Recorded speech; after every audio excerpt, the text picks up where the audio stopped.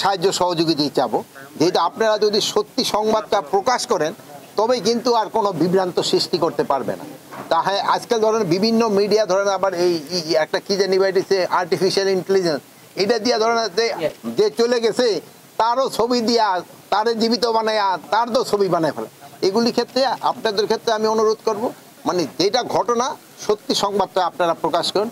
আর স্বরাষ্ট্র মন্ত্রণালয় থেকে আমাদের ডিরেকশন যেই ঘটনা ঘটে ওটা সত্যিটা প্রকাশ করে দেওয়া, এটার ভিতরে কোনো লুকোচুরি করার কোনো কিছু নেই, যা ঘটে তা প্রকাশ করে দেয়। এটাই যদি হয় সেই সময় জনগণ সচেতন। তো কিছু সংখ্যক তো স্বার্থবেশী লোক থাকবেই যারা সব সময়ই একটা প্রবলেম ক্রিয়েট করার জন্য চেষ্টা করবে।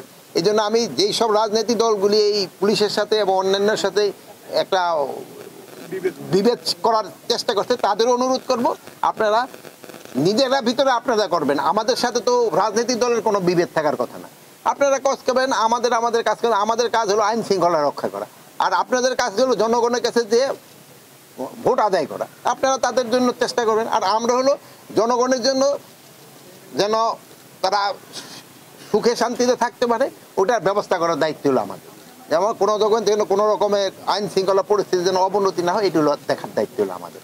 এই ক্ষেত্রে আপনারা কিন্তু সবচেয়ে বড় ভূমিকা পালন করতে পারেন যদি আপনারা সত্যি সংবাদটা সবসময় প্রকাশ করে দেন। আর এখন হলো কি, মিডিয়া এত ভালো অবস্থায় আছে যে আপনারা কিন্তু সব জায়গার খবরই রাখেন, খবরটা দিয়ে দিলে সাথে সাথে হয় সত্যি সংবাদটা দিয়ে দিলে। তা আপনারা ভালো থাকেন।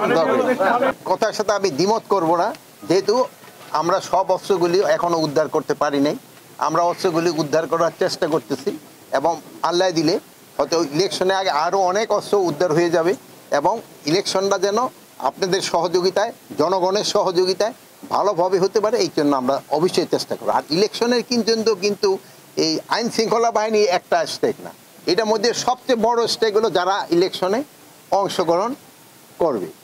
2 নাম্বার হলো আপনার ইলেকশন কমিশন, তারপরে হলো প্রশাসন, আর তারপরে হলো আমরা আইন শৃঙ্খলা বাহিনী।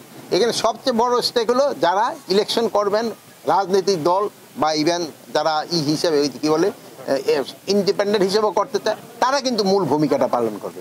এখন তারা যদি সবাই সহযোগিতা করে আমাদের পক্ষে ইলেকশন করা সম্ভব, কোনো অসুবিধা হবে না।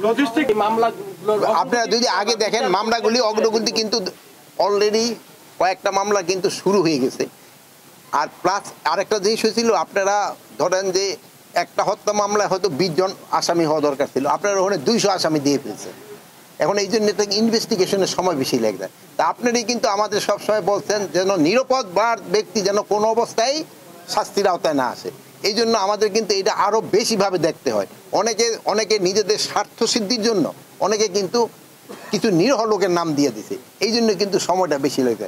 যদি তারা অ্যাকচুয়াল আসামিদের নামটা দিত তবে কিন্তু এত সময় লাগতো না। আপনারা ভালো থাকেন, দোয়া করি আল্লাহ। এরা একটা সত্যি মেসেজে দিয়েছে, এখন যারা বাংলাদেশি নাগরিক ওখানে আছেন তাদের তো আমাদের নিতে হবে। আপনি হয়তো 10 বছর হোক বা 20 বছর হোক যদি আপনি ওখানে যেয়ে থাকেন, বাট আপনি যদি আমাকে বাংলাদেশি নিয়ে থাকেন, বাট যারা রোহিঙ্গা তাদের আমরা অ্যাকসেপ্ট করতেছি, রোহিঙ্গাদের আমরা ওখানে ফেরত পাঠাচ্ছি। তারপরে আমরা তাদের বলতেছি যদি আমাদের এরকম কোনো বাংলাদেশি নাগরিকও থাকে ওখানে, ওটা একটা নিয়ম আছে, একটা প্রপার চ্যানেলে পাঠানো, ওই চ্যানেলে পাঠাবেন। আমরাও কিন্তু ওদেরও যারা এই আসতেছে ইন্ডিয়া, আমরাও কিন্তু প্রপার চ্যানেলে পাঠাই, বাট ওরা আপনি সত্যি কথা বলছেন ওরা চ্যানেলে পাঠায় জঙ্গলে নদীর পাড়ে এইসব জায়গায় ফেলা দেয়, এটা কোনো অবস্থায় গ্রহণযোগ্য না।